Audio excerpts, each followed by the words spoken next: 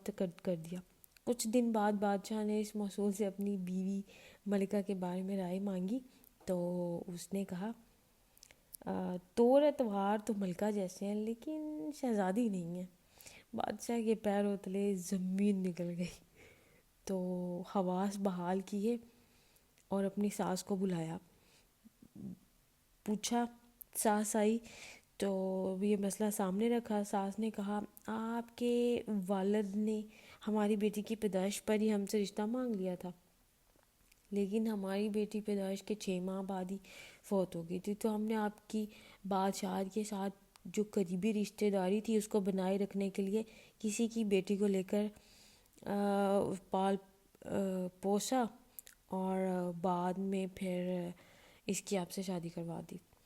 بادشاہ نے فوراً موصول کو طلب کیا، پوچھا تمہیں کیسے پتہ چلا کہ یہ شہزادی نہیں ہے؟ اس نے کہا اس کا آدمیوں کے ساتھ خادموں کے ساتھ جو سلوک ہے جاہلوں سے بھی بدتر ہے۔ بادشاہ اس کی فراست سے اتنا متاثر ہوا، بہت سارا اناج، بھیڑ بکریاں بطور انعام اس کے گھر میں بھجوا دیے اور ساتھ ہی اپنے دربار میں متعین کروا دیا۔ کچھ دنوں بعد بادشاہ نے اسے اپنے پاس بلایا اور اس سے اپنے بارے میں کچھ دریافت کیا، تو اس نے کہا جان کی امان پاؤں تو بتاؤں۔ بادشاہ نے وعدہ کیا۔ اس نے کہا نہ تو آپ بادشاہ زادے ہو اور نہ تمہارا چال چلن بادشاہوں والا ہے۔ ہو قیامت خیز بات۔ بادشاہ کے اس پہ اتنا تاؤ آیا، مگر جان کی امان تو دے چکا تھا، تو کیا کرتا بیچارہ، سننا پڑا۔ بادشاہ سلامت سیدھا والد کے محل پہنچا، اس سے دریافت کیا، تو والدہ نے کہا یہ سچ ہے ہماری اولاد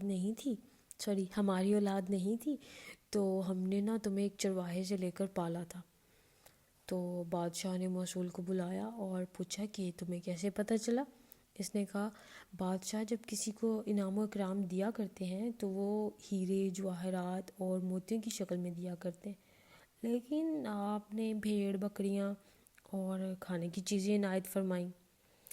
یہ اسلوب کسی بادشاہ زادے کا نہیں ہے، بلکہ کسی چرواہے کے بیٹے کا ہی ہو سکتا ہے۔ اس لیے سچ کہتے ہیں کہ عادتیں نسلوں کا پتہ دیتی ہیں۔ اپنی عادات، اخلاق اور طرز عمل کو بہتر سے بہترین بنائیں، کیونکہ انہی سے نسل اور خون دونوں کی پہچان ہوتی ہے۔ میری کہانی اچھی لگی ہو تو پھر آپ کو پتہ ہے like and follow me for more.